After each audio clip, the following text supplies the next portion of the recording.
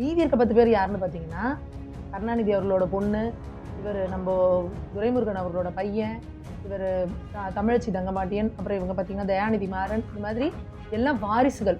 இவங்களும் தொகுதிக்கு எதுவுமே செய்யல. ஆனா வேற வழி கிடையாது. இவங்களெல்லாம் போட்டே தான் ஆகணும். இப்ப நீங்க சென்னைய பொறுத்தவரைக்கும் எடுத்துக்கிட்டீங்கன்னா, மத்திய சென்னை. எங்களோட பகுதி மத்திய சென்னை. இப்போ மத்திய சென்னையில வெள்ளத்தால அவ்ளோ கடுமையா பாதிக்கப்படும். அப்போ தயாநிதி மாறன் அவர்கள் என்ன பண்ணிட்டு இருந்தாரு? ஒரே ஒரு தடக அந்த வெள்ளத்துல இறங்கி மக்களுக்கு என்ன வேணும், ஏது வேணும்னு செஞ்சாரா? அவர் அங்க போய் என்ன பண்ணிருக்காரு, இண்டி கூட்டணிக்காக முதல்வர் வந்து அங்க இதுக்கு போறாரு. அப்ப அவருக்கு யார் பூச்செண்டு குடுக்குறதுன்னு போட்டி போட்டுக்கிட்டு தயாநிதி மாறன் அவர்களும், டி.ஆர். பாலு அவர்களும் போட்டி போட்டுட்டு இருக்காங்க. யார் பூச்செண்டு குடுக்குறது, யார் சால்வ போடுறதுன்னு.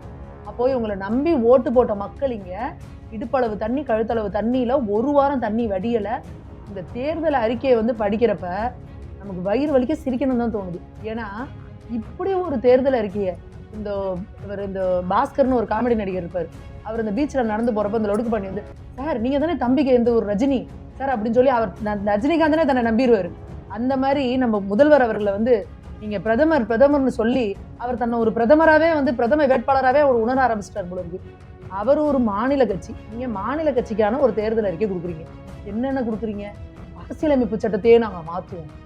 ஆளுநர் இது பண்றதுக்கான அதிகாரத்தை மாத்துவோம். பொது சிவில் சட்டம், முதல்ல பொது சிவில் சட்டத்தை கொண்டு வருவோன்ட்டாரு. உடனே எல்லாம் பதறி எடுத்துட்டு அலறி அடிச்சு ஓடி வந்து இல்ல கொண்டு வர மாட்டோம். இப்போ துண்டு சீட்ல எதை எழுதி கொடுத்தாலும் இவர் படிச்சிருவாரா? மத்தியில வந்து ஐஎன்டிஏ கூட்டணி அமைஞ்சால் இதெல்லாம் நாங்க பண்ணுவோம். இந்த ஊர் பக்கம்லாம் சொல்லுவாங்கல்ல, வெறுங்குடம் வச்சிருக்கவ எப்படி வேணா ஆடிக்கிட்டு போவா, ஆனா நெய் குடம் வச்சிருக்கவ பகுமானமா தான் போவான்ற மாதிரி நீங்க ஜெயிக்க போறது கிடையாது. காங்கிரஸ் கட்டாயம் வரப்போறது கிடையாது. இந்தியா லெவல்ல இல்ல, உலக அளவுல இருக்கிற எல்லா கருத்து கணிப்பும் சொல்லிட்டாங்க. இந்த தடவை பாஜக தான் வெல்ல போகுது. மோடி தான் அடுத்து பிரதமர் வரப்போறாரு. நீங்க ராகுல் காந்தி வரப்போறது இல்லைன்னு தெரியும். அதனால இஷ்டத்துக்கு என்ன வேணா நீங்க சொல்லுவீங்களா? இந்த ஒருத்தர் சுயேட்சையா நின்ன ஒரு வேட்பாளர் ஒருத்தர் காமெடியா பண்றதுக்கு பண்ணாரு. வீட்டுக்கு ஒரு ஹெலிகாப்டர் கொடுப்பேன், எல்லாரையும் நிலாவுக்கு அனுப்பி வைப்பேன். இதுல தேர்தல் அறிக்கையில ஜெயிச்சாதானே இதெல்லாம் செய்யணும். நீங்க ஜெயிக்க போறது இல்ல.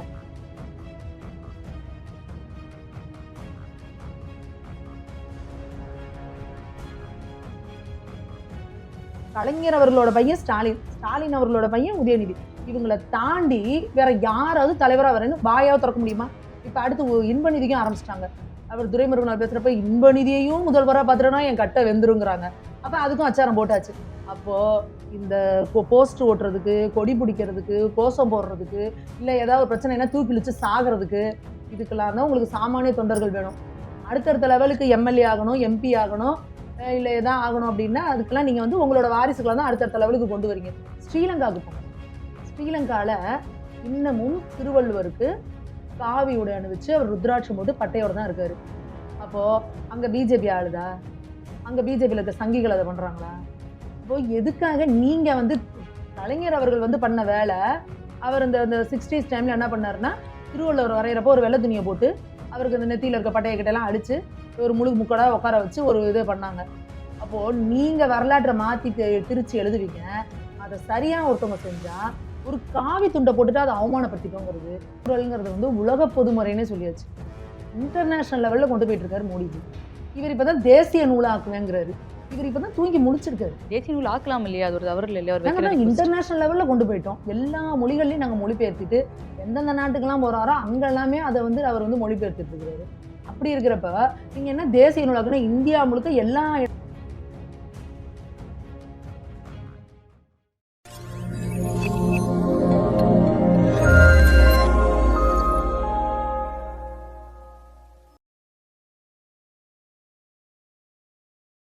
தாமரை நேர்களுக்கு வணக்கம். இன்று நம்மோடு இணைந்திருக்கும் சிறப்பு விருந்தினர் பாஜகவின் மாநில மகளிர் அணி செயற்குழு உறுப்பினர் திருமதி சூறாவளி சுமதி அவர்கள். வணக்கம். வணக்கம்.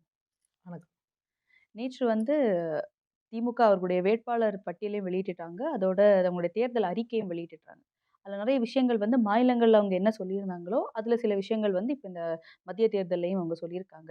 அதில் முக்கியமாக ஒரு விஷயம் வந்து திருக்குறளை வந்து நாங்கள் வந்து தேசிய நூலாக்குவோம் அப்படின்னு சொல்லியிருந்தாங்க. அதுக்கு பல பாஜகவினர் வந்து இது வேடிக்கையாக இருக்குது அப்படின்ற ஒரு விஷயம் சொல்லியிருக்காங்க. மோடி தமிழை போற்றும் விதமோ, மோடி தமிழை பிற இடத்துக்கு சேர்க்கிற விதமோ ஸ்டாலின் சேர்க்கலை அப்படின்னு சொல்கிறாங்க.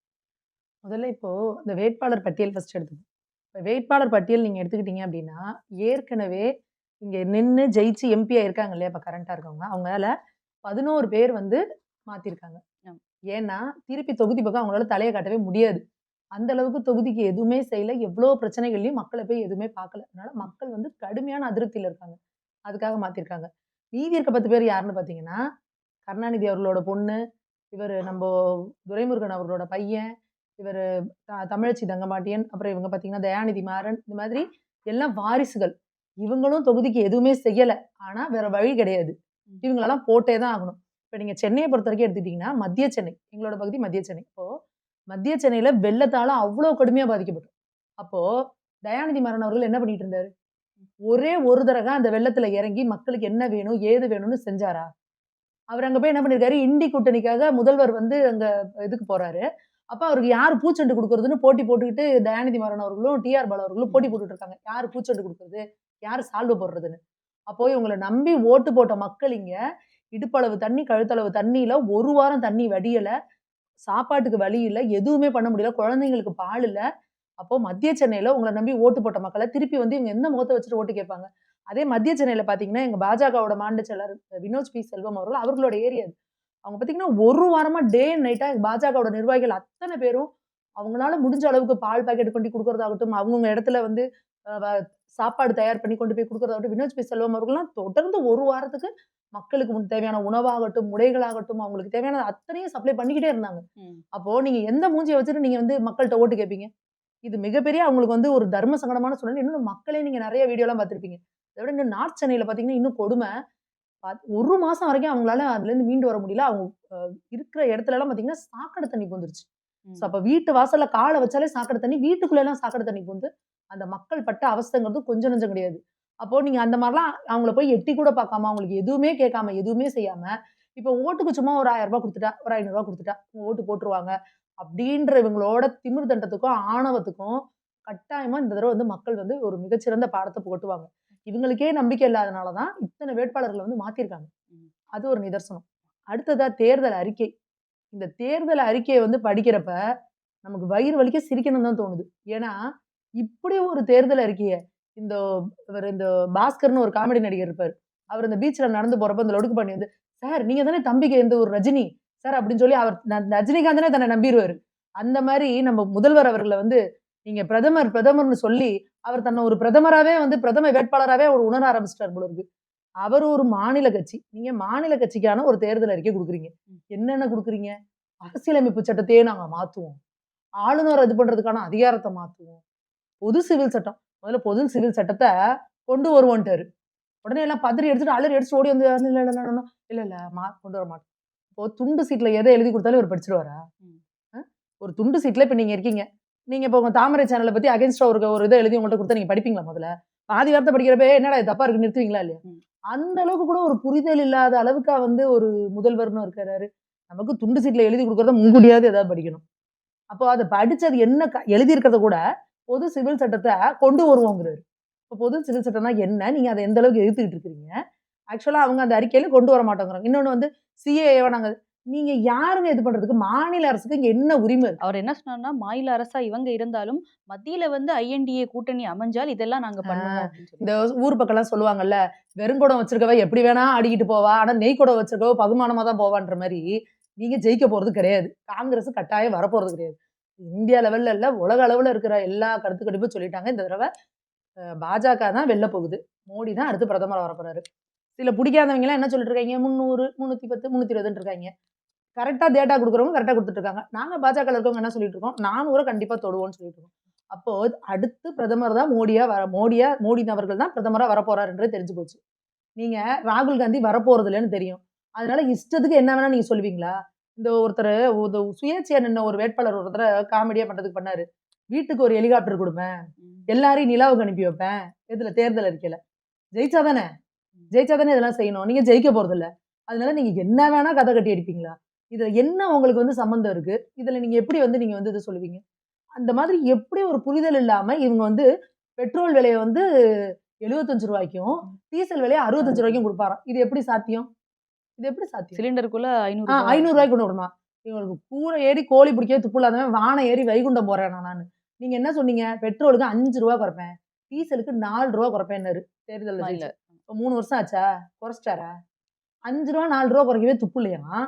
இதுல ரூ. 75 ரூ. 65 கொண்டு வந்துருவாராம். அப்ப நான் மக்கள் எல்லாம் என்ன சொல்லுவாங்க, இந்த கேட்கிறவன் கேனையனா இருந்தா கேப்பையில நெய் வலியுதாங்கிற மாரி இப்ப மக்கள் எல்லாம் கேனைன்னு நினைச்சுட்டு இருக்காங்க. அ அடுத்து என்ன சொல்றாங்க, தமிழ்நாடு முழுக்க மகளிருக்கெல்லாம் உரிமை தொகை குடுத்து அப்படியே தச்சுட்டாரு இவரு. அடுத்து போய் இந்தியா முழுக்க இருக்க மகளிருக்கெல்லாம் ரூ. 1000 குடுக்குறாராம். முதல்ல நீங்க என்ன சொன்னீங்க? அனைத்து மகளிருக்கும் ரூ. 1000. ஆ. அதுக்கு உடனே இவரு சபாநாயகர் அப்பாவ கேட்கிறாரு. உங்க ஒய்ஃப்க்கு குடுக்க முடியுமா? உதயகுமார் பதில். நாங்க கேட்கிறோம், எங்க ஒய்ஃப்க்கு கார்ல போறவனுக்குலாம் ரூ. 1000 கேட்கல. ரேஷன் கார்டு வச்சுக்கிட்டு, அந்த ரேஷன் கார்டுக்காக வேகாத வெயில்ல போய் நின்னு 5 கிலோ அரிசிக்கும், இந்த குடுக்குற எண்ணெய்க்கும், ரவைக்கும், சர்க்கரைக்கும் நீங்களும் நானும் போய் அந்த வேகாத வெயில்ல நிப்போமா? அப்படி அந்த அது முக்கியம்ன்றதுனால தானே அந்த குடும்ப தலைவிகள் வந்து நிக்கிறாங்க. அப்போ அந்த ரேஷன் கார்டு வச்சிருக்க அத்தன குடும்ப தலைவிகளுக்கும் நீங்க குடுத்தீங்களா? அதுதான் நாங்க கேள்வி. அந்த ரேஷன் கார்டு வச்சிருக்கிற குடும்ப தலைவிகளுக்குள்ளேயே தகுதி வாய்ந்த குடும்ப தலைவிகள்ட்டீங்க. அப்ப இந்த குடும்ப தலைவிலாம் தகுதி வாய்ந்தவங்க, இந்த குடும்ப தலைவிகள்லாம் தகுதி இல்லாதவங்கன்னு அவன் குடும்பத்துல குழப்பத்த உண்டு பண்றதுக்கு, நீங்க எப்படி வேணா ட்ரிக் இது எப்படி தெரியுமா? அந்த தகுதி என்ன தெரியுமா? சொந்த வீடு வச்சிருக்க ரேஷன் கார்டு வச்சிருக்க அம்மாவுக்கு ரூ. 1000 பணம். ஏன்னா இவங்க கட்சியில இருக்கணும். ம். திமுகவை சேர்ந்த சொந்த வீடு வச்சிருக்க அம்மாவா இருந்தா, அந்த அம்மாவுக்கு உரிமை தொகை உண்டு. இதே மற்ற கட்சியை சேர்ந்தவங்க வாடகை வீட்ல கஷ்டப்படுறவங்களா இருந்தா கூட, அவங்களுக்கு உரிமை தொகை கிடையாது. இது நீங்க இப்ப நீங்களே உங்க மைக் எடுத்துட்டு போய் சர்வே பண்ணி பாருங்க. ஒரு தெருவுல ரேண்டமா போயிட்டு. இவங்க கட்சிக்காரங்களா பார்த்து சொந்த வீடு வச்சிருக்க அம்மா, பைக் வச்சிருக்கிற அம்மா, எல்லாத்துக்கும் பார்த்து ரூ. 1000 குடுத்தாங்க. இது ஒரு பெரிய இது மக்கள்கிட்ட இந்த பெண்கள்கிட்ட மிகப்பெரிய அதிருப்திய வந்து இவரு சம்பாதிச்சு வச்சிருக்காரு. எதுக்காக இது? இப்போ எனக்கு எதுவுமே இல்ல, யாருக்கு மேலனா பரவால்ல. கஷ்டப்படுற ஒரு அம்மாவுக்கு முன்னாடி, சொந்த வீடு வச்சிருக்கிற அம்மா போய் ரூ. 1000 மாசம் வாங்கிட்டு வந்துச்சுன்னா, அது எந்த அளவுக்கு உங்களுக்கு வந்து மனசுல வந்து ஒரு கடுப்ப கிளப்பும். இதுல அடுத்து இப்ப இவரு இந்தியா முழுக்க ரூ. 1000 குடுக்க போறாராமா. இத கேட்டா தமிழகத்துல இருக்க பெண்கள் என்ன நெனைப்பாங்க சொல்லுங்க நீங்க? அந்த இதுல வெள்ளத்துல அப்பலாம் சொன்னாங்க பாருங்க. ஓட்டு கேட்டு யாராவது வரட்டும், நாங்க எத கொண்டு இருக்கோம்னு தெரியாதுன்னு சொல்லுவாங்கல்ல. அந்த மாதிரி இப்ப எல்லா பெண்களையும் வந்து கடுப்பேத்துற மாரி இருக்குது இவங்களோட அறிக்கை. இன்னொரு விஷயம் நீங்க சொன்னீங்க, கருணாநிதியுடைய மகள், நேருவுடைய மகன் இப்படி அவங்க வந்து வாரிசு அரசியல தான் அவங்க கட்சியில வேட்பாளர் நிறுத்துறீங்க. அப்படி பார்த்தீங்கன்னா, நம்ம மோடி அவர்கள் வரும்போது கூட அந்த ஸ்டேஜ்ல ஓபிஎஸ் உடைய மகன் ரவீந்திரன் அவர்களா இருக்கட்டும், மூப்பனாருடைய மகன் வாசனா இருக்கட்டும், அந்த மாரி உங்க இதுலயும் பார்த்தா, பாமக பார்த்தா எல்லா கட்சியுமே உங்க இதுலயும் குடும்ப அரசியல் தானே இருக்கு. ஸோ நான் இத பண்ண மாட்டோம், நாங்க ஏத்துக்க மாட்டோம்னு சொல்லிட்டு உங்க ஸ்டேஜ்லயே அவ்ளோ அப்பட்டமா தெரியுது. இப்போ வந்து குமரி ஆனந்தனுடைய மகள் தமிழிசை அவர்களும் உங்க இதுல வந்து சேர்ந்திருக்காங்க மறுபடியும் உறுப்பினர். ஸோ இங்கேயும் ஒரு குடும்ப அரசியல் தானே போயிட்டு இருக்கு. அதாவது ஒரு குடும்ப அரசியல் அப்படிங்கிறத நீங்க எத சொல்லணும் அப்படின்னா, இப்ப எல்லா வீட்லயும் இப்ப ஒரு அப்பா வந்து அரசியல்வாதியா இருக்காங்கன்னா, அதுல இருக்கிறவங்க வாரிசுகள் வந்து தன்னோட அப்பாவ பார்த்தோ, இல்ல தன்னோட தாத்தாவ பார்த்தோ, நம்பளும் அரசியலுக்கு வரணும் அப்படின்றது கட்டாயம் இருக்கும். அப்போ இப்ப இன்னைக்கு அமித்ஷா அவர்களோட பையன் கூட அரசியல்ல வரலாம். எல்லாரும் வரலாம். ஆனா, இந்த பாஜகவோட எதிர்காலம் பாஜகவோட தலைவரா இவர் தான் வருவாங்கன்னு நாங்க சொல்ல முடியாது. சரிங்களா? இப்ப தமிழிசை அக்கா இருக்காங்கன்னா, அவங்க அப்பா இருந்தது காங்கிரஸ்ல. ஆமா. காங்கிரஸ் கட்சியில போய் அடுத்த தலைவரா நான் தான் இருப்பேன்னு அக்கா இல்ல. அக்கா வந்து 25 வருஷங்களுக்கு மேல இங்க ஒரு அடிப்படை தொண்டரா இருந்து எல்லா வேலையும் செஞ்சு இன்னைக்கு மேல வந்திருக்காங்க. எடுத்தோனே குமரி ஆனந்தனோட மகள் அப்படிங்கிற ஒரே ஒரு இத வச்சு அக்கா அந்த அடையாளத்த வச்சு இங்க வரல. அவங்க ஒரு அடிப்படை உறுப்பினரா இருந்து தன்னோட கடினமான உழைப்பு, அவங்களோட முயற்சி இதனால அவங்க மேல வந்திருக்காங்க. இத தான் நாங்க சொல்றோம். ஒவ்வொருத்தவங்களும் அடுத்தவங்கள வாரிசுன்னா அதுக்கான தகுதிய வளர்த்து இது பண்ணணும். இங்க பாருங்க திமுகல நீங்க கலைஞர் அவர்களோட பையன் ஸ்டாலின், ஸ்டாலின் அவர்களோட பையன் உதயநிதி. இவங்கள தாண்டி வேற யாராவது தலைவரா வரேன்னு வாயாவது தொறக்க முடியுமா? இப்ப அடுத்து இன்பநிதிக்கும் ஆரம்பிச்சுட்டாங்க. அவர் துரைமுருகன் அவர் பேசுறப்ப இன்பநிதியையும் முதல்வரா பார்த்துட்டேன்னா என் கட்ட வெந்துருங்கிறாங்க. அப்ப அதுக்கும் அச்சாரம் போட்டாச்சு. அப்போ இந்த போஸ்டர் ஓட்டுறதுக்கு, கொடி பிடிக்கிறதுக்கு, கோஷம் போடுறதுக்கு, இல்ல ஏதாவது ஒரு பிரச்சனைன்னா தூக்கி இழுச்சு சாகுறதுக்கு, இதுக்கெல்லாம் தான் உங்களுக்கு சாமானிய தொண்டர்கள் வேணும். அடுத்தடுத்த லெவலுக்கு எம்எல்ஏ ஆகணும், எம்பி ஆகணும், இல்ல எதா ஆகணும் அப்டின்னா, அதுக்கெல்லாம் நீங்க வந்து உங்களோட வாரிசுகள தான் அடுத்தடுத்த லெவலுக்கு கொண்டு வரீங்க. நீங்களே பாருங்க. திருச்சியில பாருங்க அவர் நேருவோட பையனாகட்டும். இந்த பக்கம் இவர் அன்பில் மகேஷ் அவர்கள பாருங்க. இந்த பக்கம் பாருங்க அவரு துரைமுருகன் அவர்களோட பையன பாருங்க. இதே மாரி இங்க ஒரு கலாநிதி வீராசாமிய பாருங்க. இங்கிட்டு அவங்க தங்கபாண்டியன் அவங்களோட பையன், பொண்ணு 2 பேரும். ம். தங்கம் தென்னரசு, இங்கிட்டு அவங்க தமிழச்சி தங்கபாண்டியன். இப்படி எல்லா பக்கமும் நீங்க சுத்தி பார்த்தா அப்பாவோட புள்ள, அப்பாவோட புள்ள, அப்பாவோட புள்ளன்னா, அப்ப இவங்கள தாண்டி கட்சிக்குன்னு வேலை செஞ்சவங்க திமுகல சாதாரண தொண்டர்கள் இல்லையா? இத தான் நாங்க வந்து குடும்ப அரசியல்னு வந்து வன்மையா நாங்க வந்து கண்டிக்கிறோம். எங்க பாஜகல ஒரு சாமானியமா எந்த ஒரு ஃபேமிலி பேக்கிரவுண்டுமே இல்லாம வந்தவங்கலாம், இன்னைக்கு மிகப்பெரிய பொறுப்புல இருக்காங்க. ஒரு மிகப்பெரிய அடையாளத்துல. தன்னோட அறிவையும், தன்னோட படிப்பையும், தன்னோட கடின உழைப்ப மட்டும் நம்பி மேல வந்தவங்க. அப்படி இருக்கிறப்போ, இவங்க வந்து இவங்க எங்க அப்பா இன்னாருக்கு பொல்ல. அப்படிங்கிறதுனாலயே அவங்க தான் தலைவர் அப்படின்னு ஃபிக்ஸ் பண்றத தான் நாங்க குடும்ப அரசியல்னு சொல்லி நாங்க வன்மையா கண்டிக்கிறோம். திருக்குறளை வந்து தேசிய நூலாக்கணும் அப்படின்னு சொன்னதுக்கு வந்து நெறைய பாஜகவினர் வந்து அகைன்ஸ்ட் பண்ணி பேசினாங்க. ஏன்னா மோடி அவர்கள் வந்து தமிழ கொண்டு போற மாரி ஸ்டாலின் என்ன பண்ணிட்டாரு? நீங்க அனௌன்ஸ் பண்ணா அதாவது போதுமா அப்படின்னு. திருக்குறள்ங்கிறது வந்து உலக பொதுமறைன்னே சொல்லியாச்சு. இன்டர்நேஷனல் லெவல்ல கொண்டு போயிட்டு இருக்காரு மோடிஜி. இவர் இப்ப தான் தேசிய நூலா ஆக்குவேங்கிறாரு. இவர் இப்ப தான் தூங்கி முழிச்சிருக்காரு. தேசிய நூல் ஆக்கலாம் இல்லையா? அது ஒரு தவறு இல்லையா? அவர் நாங்க வைக்கிற தான் ரிக்வெஸ்ட். இன்டர்நேஷனல் லெவல்ல கொண்டு போயிட்டோம். எல்லா மொழிகள்லயும் நாங்க மொழிபெயர்த்துட்டு, எந்தெந்த நாட்டுக்கெல்லாம் போறாரோ, அங்க எல்லாமே அத வந்து அவர் வந்து மொழிபெயர்த்துட்டு இருக்கிறாரு.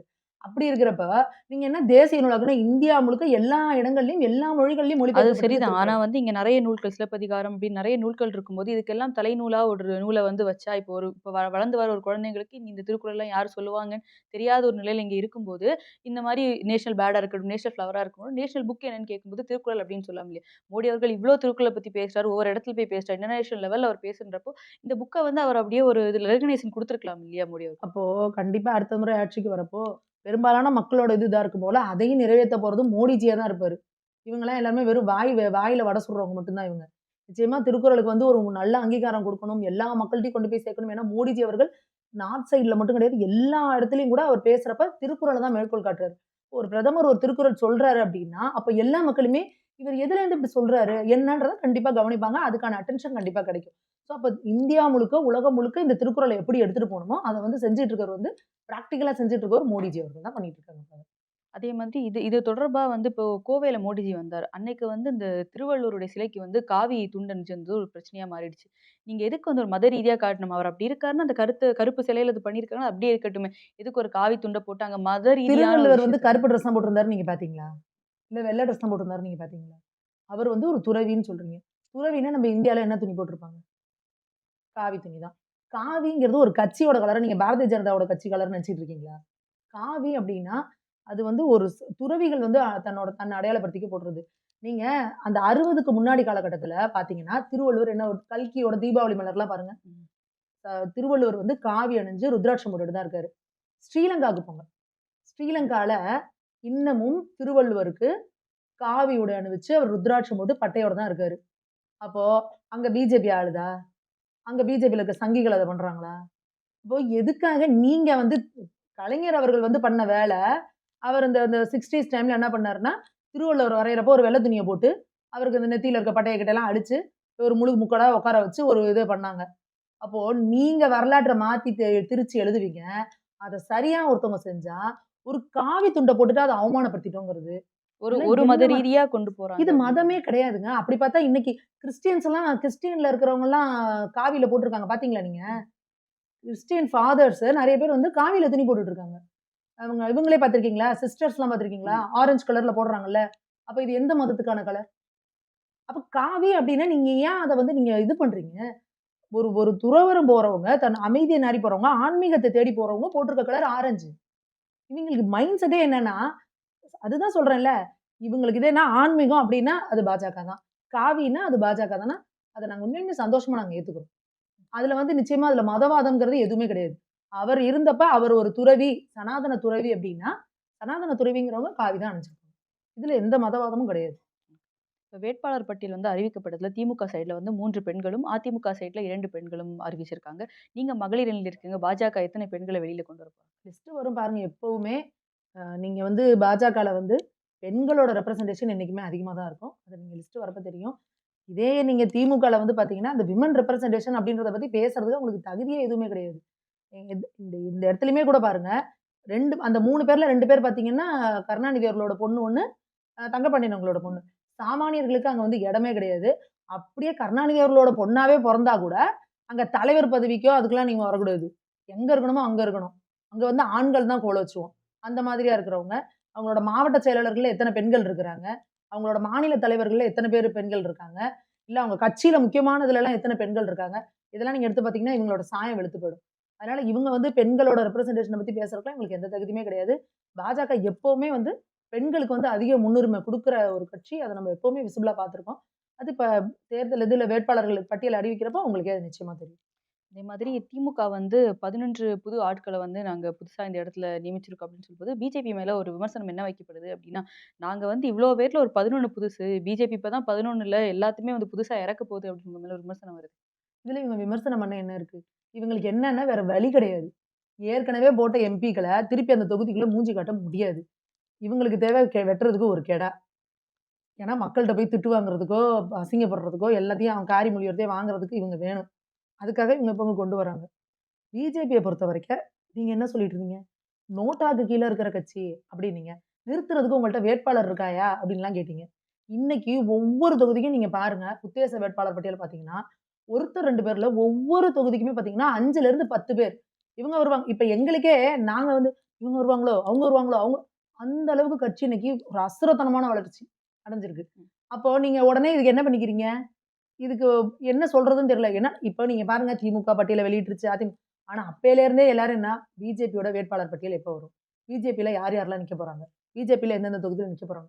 இதுதான் இன்னைக்கு வந்து தமிழ்நாட்டுல வந்து ஹாட் டாபிக்கா பேசப்பட்டுட்டு இருக்கு. சாமானிய மக்கள்ல இருந்து திமுகல இருக்கிற தலைமை முதற்கொண்டு உத்து கவனிச்சுட்டு இருக்கிறது பிஜேபியோட வேட்பாளர்கள் பட்டியல் தான். இப்போ அந்த அளவுக்கு வளர்ந்துருக்காங்க.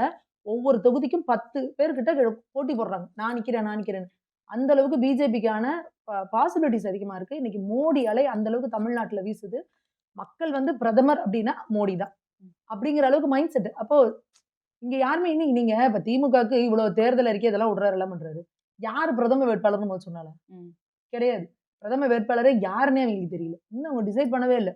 அப்போ கண்ணு கெட்டுன தூரம் வரைக்கும் மோடிஜி அவர்களுக்கு எதிர நிக்க வைக்க கூட இவங்கள்ட்ட ஆள் கிடையாது. அப்ப இவங்களுக்கு வந்து பிஜேபிய பத்தி இந்த மாரிலாம் கேள்வி கேட்கறதுக்கு இவங்களுக்கு எந்த அருகதையுமே கிடையாது. இப்ப நீங்க சொல்றீங்க, ஒரு தொகுதிக்கு நிக்கிறதுக்கு 10 பேர், 12 பேர் இப்படி போட்டி போடுறாங்க அப்படின்னு. இப்போ நேத்து ஒரு விஷயம் நாங்க பார்க்குறோம். ராம ஸ்ரீனிவாசன் அவர்கள வந்து திருச்சியில நிக்கிறதுக்கான வாய்ப்பு இருக்கு அப்படின்ற மாரி ஒரு பேச்சு அடிபட்டபோது, திருச்சி சூர்யா அவர்கள் வந்து ஒரு பிரச்சனை பண்றாரு. அவர் என்ன சொல்றாருன்னா, "மண்ணின் மைந்தன் தான் நிக்கணும்" அப்படின்னு சொல்லிட்டு கட்சிக்குள்ளாடியே ஒரு கட்சிக்குள்ள ஒரு உள்கட்சி பூசல் நடந்துட்டு இருக்குது. அது அவரோட விருப்பம். இன்னும் வேட்பாளர்கள் யாருன்னு இன்னும் அனுபவிக்கல. இன்னும் அறிவிக்கல. வேட்பாளர்கள் யாருன்னு அறிவிக்காம அத பத்தி நாங்க பேசக்கூடாது. இன்னொன்னு பிஜேபிய பொறுத்தவரைக்கும் என்னன்னா, தலைமைக்கு கட்டுப்படுறது. தலைமை என்ன முடிவு எடுக்குறாங்களோ, அவங்க கட்சிக்கு எது சரியோ அத தான் செய்வாங்க. அப்போ அது அவரோட விருப்பம். அவர் அது கருத்து தெரிவிச்சிருக்கிறாரு. அத பத்தி என்னன்றது அது தலைமை அவங்க இது பண்ணுவாங்க. எங்கள பொறுத்தவரைக்கும் தலைமை என்ன முடிவு எடுக்குறாங்களோ, அதுக்கு நாங்க கரெக்ட்டா கட்டுப்பட்டுருவோம். பாஜகவுடைய வேட்பாளர் பட்டியலோ எல்லாமே வந்து வெளியிடப்படல அப்படின்னாலும், பாமக, அமமுக அது மாரி ஜி.கே. வாசன் உங்களுக்கெல்லாம் இது 2 கிடைக்கும், 3 கிடைக்கும்ன்ற ஒரு பேச்சு இருக்கும்போது, ஓபிஎஸ் அவர்கள் ஓரம் கட்டப்படுறாரு. ஓபிஎஸோட மகனுக்கு வந்து கேட்ட இடம் தேனி குடுக்கப்படல. ஓபிஎஸ் அவர்கள் ஒரு சைட்ல வச்சு தான் பார்க்குறாங்க. சும்மா ஒரு அதிமுகல இருந்து பிரிஞ்சு வந்து எங்களுக்கு ஒரு சப்போர்ட் இருக்குன்னு காட்ட மட்டும் தான் பாஜக வந்து ஓபிஎஸ்ஸ கையில வச்சிருக்காங்கன்னு சொல்றாங்க. இதெல்லாம் இவங்க ஏதாவது கிளப்பி விடுவாங்கங்க. இவங்களுக்கு ஏதாவது பிரச்சனை வராதா? இந்த பிஜேபி இவங்களுக்கு என்னன்னா, பிஜேபி தனியா தனித்து வந்து என்டிஏ தலைமையில ஒரு கூட்டணி அப்படின்னு வரப்ப இவங்க என்ன நெனச்சாங்க, என்ன பண்ணிற போறாரு இந்த அண்ணாமலை? என்ன கத்துக்குட்டி இவருக்கெல்லாம் என்ன தெரியும்? அப்படிலாம் நீங்க பார்த்தாங்க. இன்னைக்கு பாருங்க, அதிமுகங்கிறது அப்படியே தனித்து விடப்பட்டு, இந்த பாஜக தலைமையில எப்படி ஒரு வலுவான கூட்டணிய வந்து அண்ணாமலை அவர்கள் வந்து அத அமைச்சு குடுத்துருக்காரு. அப்போ இவங்க என்ன நெனைக்கிறாங்க, இதுக்குள்ள ஏதாவது ஒரு விரிசல் வராதா? இதுக்குள்ள ஏதாவது பிரச்சனை நடக்காதா? இவங்களுக்குள்ள எதனாவது நடக்காதா? அப்படின்றத இவங்க ஆவலா எதிர்பார்த்துட்டு இருக்காங்க. அதோட இது இவங்களா இந்த மாரி கிளப்பி விடுறது. இறுதி வேட்பாளர் பட்டியல்கள் எங்கெங்க என்ன, யாருக்கு என்னன்றது அலாட்மெண்ட் வரப்ப, தெளிவா எல்லாரையும் உட்கார வச்சு பேசி, எல்லாருக்கும் என்ன சுமூகமா வேணுமோ, அத தான் அவங்க வந்து இது பண்ணுவாங்க. இது இந்த இந்த அளவுக்கு ஒரு மிகப்பெரிய ஒரு கூட்டணி அந்த அளவுக்கு இன்டாக்ட்டா கொண்டு வந்ததே வந்து, ஒரு மிகப்பெரிய ஒரு சக்சஸ் தான். ஏன்னா, பாஜக தலைமையிலான கூட்டணி இந்த அளவுக்கு இது பண்ணியிருக்காங்க.